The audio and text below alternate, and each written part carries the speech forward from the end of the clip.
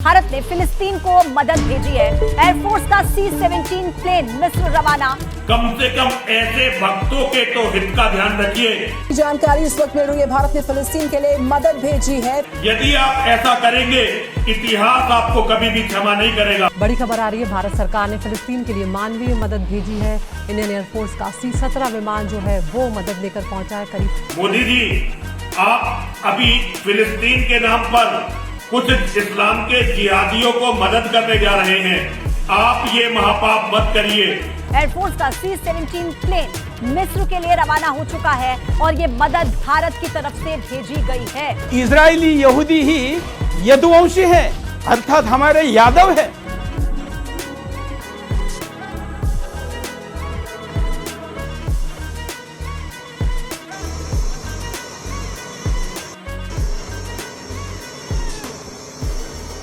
जो आज इजराइल के दुश्मन हैं, वही हमारे सनातनियों के शत्रु हैं।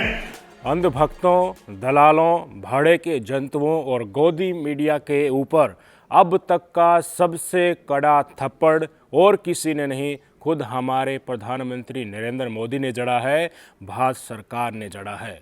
जी हाँ, सोशल मीडिया पर नरेंद्र मोदी साहब ने पहले ही ट्वीट करके जानकारी दे दी थी कि वो फिलिस्तीन के साथ खड़े हैं। जो हमेशा से, सदियों से, सालों से जो भारत की नीति चली आ रही है फिलिस्तीन के समर्थन में, उस नीति के ऊपर बरकरार रहेंगे और फिलिस्तीन को जो मदद मिलती आ रही है वो मदद भी जारी करते रहेंगे। ये ट्वीट सोशल मीडिया पर जैसे ही मोदी साहब ने किया था, उसके बाद नफरतबाज अपना मुंह छुपाकर गला फाड़ फाड़ कर रो रहे थे। अब 2-3 दिन गुजर जाने के बाद धीरे धीरे वापस से अपनी नफरत फैलाने लगे थे। फिर से इजराइल के समर्थन में यहूदियों के साथ खड़े होकर मुसलमानों के ऊपर अत्याचार करने को जायज़ ठहराने लग गए थे और कहने लगे थे कि मोदी साहब ने तो फॉर्मेलिटी के लिए ट्वीट किया है, उनका असल हाथ तो नेतन्याहू यानी इजराइल के साथ ही है। ऐसा सोचने वाले और अपना एजेंडा हमेशा चलाने वाले, मुसलमानों के ऊपर अत्याचार हो रहा है उसको देखकर खुश होने वाले, उनको अब तक का सबसे करारा झटका मिला है। बर्नौल मोमेंट अंधभक्तों के लिए, दलालों के लिए, गोदी मीडिया के लिए ये है। आपकी स्क्रीन पर तस्वीरें देखिए, ये भारतीय वायुसेना का C-17 विमान है, सामान से लदा हुआ है और ये सामान कहाँ जा रहा है? फिलिस्तीन जा रहा है। फिलिस्तीन के नागरिकों की मदद के लिए भारतीय वायुसेना ने, भारत सरकार ने बड़ी संख्या में माल लाद कर वहाँ पर भेजा है। लगभग 6.5 टन चिकित्सा सहायता और 32 टन आपदा राहत सामग्री लेकर ये विमान उत्तर प्रदेश के गाजियाबाद के हिंडन वायुसेना अड्डे से टेक ऑफ कर चुका है। इसमें क्या क्या सामान है? सर्जिकल सामान है, जीवन रक्षक दवाइयाँ हैं, तंबू है, स्लीपिंग बैग है, तिरपाल है, स्वच्छता सुविधाएँ हैं, जल शुद्धिकरण टैबलेट, इस तरह की कई चीज़ें शामिल हैं। पूरे सामान को स्ट्रैप से बिल्कुल सही तरह से जकड़ा गया है ताकि एक भी डिब्बा जो सहायता के तौर पर पहुंचाया जा रहा है वो इधर उधर न फिसले। और सबसे बड़ी बात जो अंधभक्तों के तीर जैसी उनको चुभ रही है वो आपकी स्क्रीन पर है कि भारतीय नागरिकों की तरफ से, भारत के आम जनता की तरफ से ये फिलिस्तीन के लोगों को गिफ्ट है, उपहार है, ये लिखकर बाकायदा पेपर चिपकाया हुआ इस सहायता के ऊपर।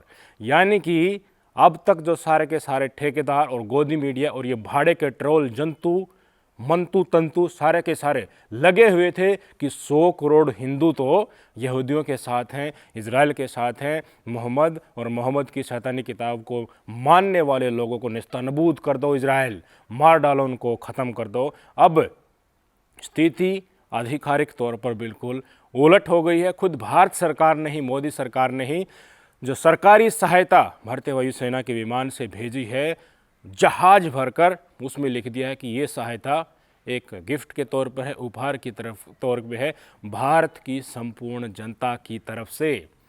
इससे बड़ा झटका अंधभक्तों को और क्या लग सकता है? हमेशा मैं कहता हूं कि बिकाऊ लोगों की कोई जमात नहीं होती, इनकी कोई बिसाद नहीं होती। मालिक जिस तरफ थूकता है इनको वहीं चाटने के लिए भागना पड़ता है। इसलिए अब कोई भी डाउट नहीं रह गया, कोई संदेह नहीं रह गया, इनको अब फिलिस्तीन का समर्थन करना पड़ेगा। जब से ये युद्ध शुरू हुआ है ये लगातार इजराइल के साथ बने हुए थे, एजेंडा चला रहे थे, क्योंकि भारत की राजनीति इसी तरह से चलती है, हिंदू मुस्लिम को लेकर मुसलमानों को टारगेट करना होता है, यहीं पर इनको फीड दिया जाता है। इसलिए इनकी जो मेंटलिटी जो बन गई है, इनका मानसिक द्वेष और इनकी सोच, घृणित सोच जो बन गई है, उसी के अनुसार, उसी के पटकथा पर चलते हुए इन्होंने इजराइल का समर्थन किया, यहूदियों का समर्थन किया, क्योंकि मुसलमानों के साथ तो ये खड़े हो ही नहीं सकते। इनको आदत ही ऐसी पड़ गई है, चाहे मुसलमान बेकसूर हो, उनके ऊपर कितना ही बड़ा अत्याचार हो रहा हो, ये नहीं हो सकते, क्योंकि आदत पड़ गई है। इस देश में, हमारे देश में मुसलमानों को चलते चलते बिना किसी रीजन पर थोड़ी सी बहस होगी तो मार डाल दिया जाता है, मॉब लिंचिंग कर दी जाती है। तो मुझे बताइए, विदेश में, फिलिस्तीन में जो मुसलमान रह रहे हैं इतनी दूर, तो उनके साथ ये भावनात्मक रूप से भी कैसे खड़े हो सकते हैं। सोशल मीडिया पर इसी के कारण ये सारे के सारे तांडव काट रहे थे। पीछे जितने पैसे देकर सत्ताधारी पार्टी ने इनको अपना दलाल बनाया हुआ है, इनको अपना गधा बनाया हुआ है, इनको भाड़े का टट्टू बनाया हुआ है, ये सारे के सारे लोग उसी एजेंडा के चलते इजराइल के समर्थन में उतरे थे। लेकिन अब बहुत बड़ा प्रहार खुद आधिकारिक तौर पर इस सरकार ने कर दिया है। ये दिखाता है कि इनकी औकात दो पैसे की भी नहीं है।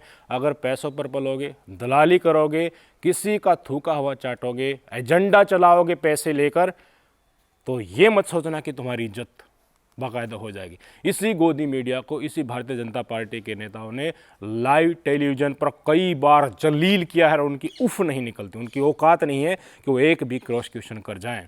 आज तक प्रधानमंत्री नरेंद्र मोदी ने एक भी सार्वजनिक तौर पर प्रेस कॉन्फ्रेंस नहीं की है। इसके बाद, इतना समय होने के बाद भी ये मोदी को विश्व का सबसे बड़ा नेता मानने के लिए दिन रात जोर लगाते रहते हैं। क्यों? क्योंकि इनको पैसे मिलते हैं। पर अफसोस, अब की बार एक साथ सारे नफरतबाजों को, जो अलग अलग फॉर्म में बैठे हुए हैं हमारे समाज में नफरत फैलाने के लिए, खींचकर थप्पड़ लगाया गया। किस ने समर्थन नहीं किया भाई? पिंकी भैया ने, बिट्टू बजरंगी ने, सारी नफरती ट्रोली ने, यति नरसिंहानंद सरस्वती जी महाराज ने, गोदी मीडिया ने, सोशल मीडिया पर ये भाड़े के जंतु, इनके 2 रुपये वाले ट्रोल बैठे हुए हैं। इन्होंने तो बाकायदा मोदी साहब से इजराइल जाने की परमिशन तक मांग ली थी कि मुझे जाने दिया जाए, मैं लड़ाई लड़ूंगा। यति नरसिंहानंद सरस्वती ने रक्त लिखित पत्र भेजा था। और भाई साहब, लोग इजराइल के एम्बेसी में आ रहे हैं समर्थन देने के लिए, चिट्ठी लिख रहे हैं, सोशल मीडिया पर समर्थन दे रहे हैं। अब उनकी क्या औकात रहेगी? राष्ट्रवाद क्या होता है? जो राष्ट्र की जो नीति होती है, हमारे देश की जो नीति होती है, उसी को फॉलो करना। जिन लोगों के ऊपर FIR दर्ज कर दी गई थी, क्यों? क्योंकि ये तथाकथित नफरतबाज जो धर्मगुरु बने हुए हैं, उन्होंने कहा था कि ये तो देशद्रोही का काम है फिलिस्तीन का साथ देना। इसलिए जो फिलिस्तीन के समर्थन में अलीगढ़ मुस्लिम यूनिवर्सिटी, केरला में, इधर उधर मुस्लिम समुदाय के लोग जो फिलिस्तीन का समर्थन कर रहे हैं, उनके ऊपर देशद्रोह का आरोप लगाना चाहिए, UAPA लगाना चाहिए, उनको जेल में डालना चाहिए। इसी बाबत, इसी मुद्दे के ऊपर यति नरसिंहानंद सरस्वती जी महाराज तो योगी के बाप तक चले गए थे कि तुम अपनी बाप की एक तरीके से औलाद हो, तो उनके ऊपर एक्शन करके दिखाओ जो फिलिस्तीन के समर्थन में आंदोलन कर रहे हैं। इनकी नफरत इतनी लेवल तक जा चुकी थी, उनको इस समय पर इनको लगा कि देखिए कुछ नहीं होगा, सरकार भी पूरी तरह से इजराइल के साथ ही खड़ी होगी क्योंकि चुनाव आ रहा है। पर भाई साहब, स्थिति उल्टी है। मुसलमानों के वोट चाहिए हैं अब की बार भारतीय जनता पार्टी को। इसलिए जितने भी दलाल हैं वो अब तैयार हो जाए। मोदी साहब ने दूसरी तरफ थूकना शुरू कर दिया है, वो चाटना है। इज्जत के लायक इनमें से एक भी नहीं है। नहीं ये धर्म के रक्षक हैं, नहीं ये समाज के रक्षक हैं, ना ये लोकतंत्र के चौथे खंभे के रक्षक हैं। ये जहाँ रहेंगे वहाँ गंद फैलाएंगे, समाज को, देश को, सम्मान को, मानवता की हानि करने के लिए हमेशा आगे रहते हैं। ये भाई साहब मैं बताना चाहता हूँ आपको, अंग्रेज़ों से हमारे स्वतंत्रता सेनानी लड़ रहे थे, तभी अंग्रेज़ों के साथ खड़े हुए थे, दलाली कर रहे थे उनकी। इसके बाद 2002 के गुजरात दंगों में ये बाबू बजरंगी के साथ खड़े हुए थे, नूह दंगों में मोनू मानेसर के साथ खड़े होते, आप सबने देखा था। रिसेंटली जितने घटनाक्रम हो रहे हैं, अब देख लीजिए इजराइल वाला मुद्दा चल रहा है, इसमें इजराइल के साथ खड़े हैं। जहाँ पर भी नफरत परोसी जाती है, मानवता के विपरीत जो कार्य होता है, उसमें लोग खड़े आते हैं। हमारे समाज के असल रक्षक जो मानवता प्रेमी लोग हैं, इस देश के असल देशभक्त और असल राष्ट्रवादी हैं, उनके सबसे बड़े दुश्मन ये हैं। हमारे असामाजिक तत्व नंबर 1 के ये लोग हैं।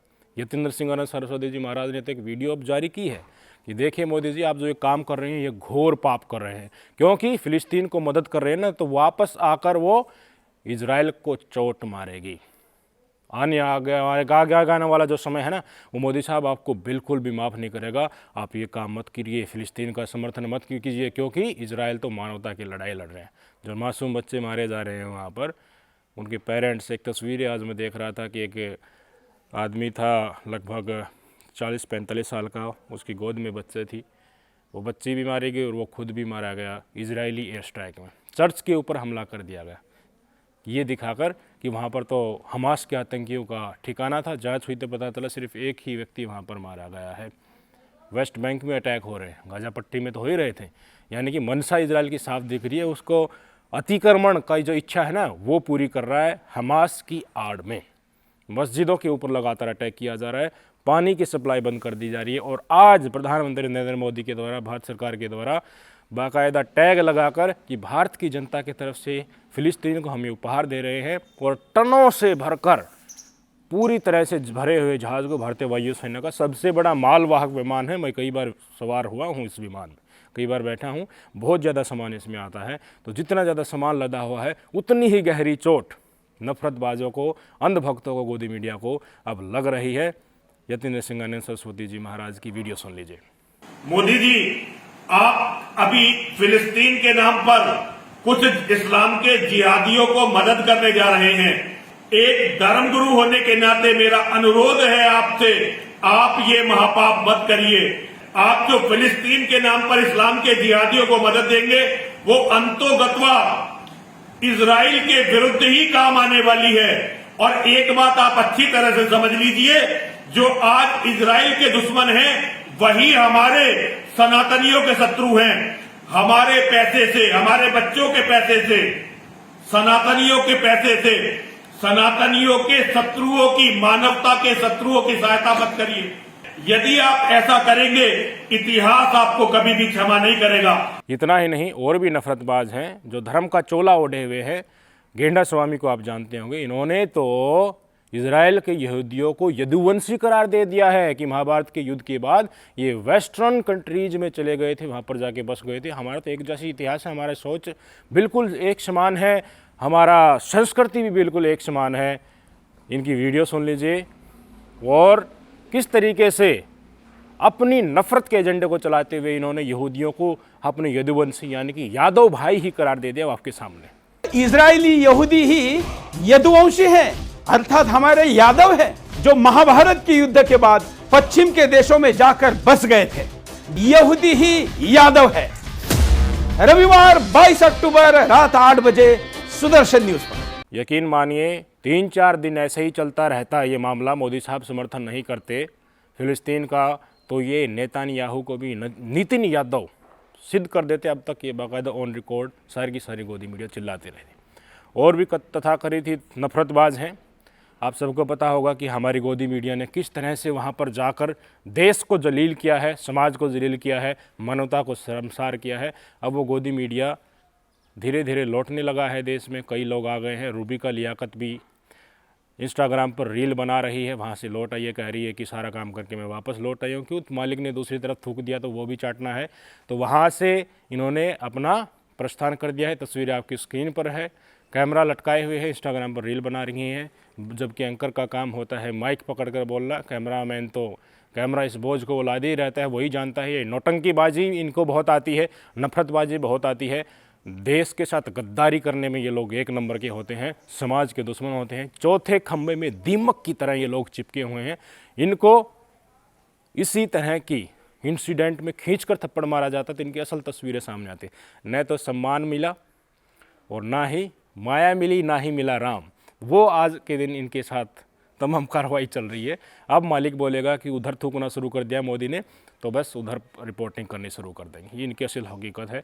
हमें समझना चाहिए, मानवता के साथ खड़ा होना चाहिए। अगर आप में हिम्मत है, अगर आप जिंदा दिल इंसान हैं, तो न तो आप हमास का सपोर्ट करेंगे, क्योंकि हमास ने भी लगभग 1400 लोग इजराइल के मार गिराए हैं, जिसमें महिलाएं भी हैं, बच्चे भी हैं। इजराइल ने लगभग 4300 के आसपास गाज़ा के लोगों को मार दिया है। ये वहाँ की वर्तमान की स्थिति है। मानवता के साथ खड़े होइए, एक गुट के साथ खड़े होंगे तो आपको दूसरी तरफ जो इनोसेंट्स मारे जा रहे हैं ना, उनके हथियारों के साथ खड़े होने के लिए आपको मजबूर होना पड़ेगा अगर आप किसी भी गुट में शामिल होते हैं। कोई भी मासूम मारे जा रहे हैं, निहत्थे मारे जा रहे हैं, युद्ध के भी नियम होते हैं, उनके खिलाफ खड़ा होना आपके कर्तव्य है। जब बच्चे सो रहे हों तो चुप रहना चाहिए, लेकिन जब बच्चे मारे जा रहे हों तो उठकर बोलना चाहिए। इतनी हिम्मत आपके अंदर होनी चाहिए, तभी आप एक जिम्मेवार और सभ्य नागरिक कहलाएंगे। विचारिएगा, आज जो बातें निकलकर सामने आई हैं वही समाज की हकीकत है। चुनिंदा ही हैं ये नफरतबाज जिनको एजेंडा चलाने के लिए पेश किया जाता है। दुश्मन नंबर 1 है ये।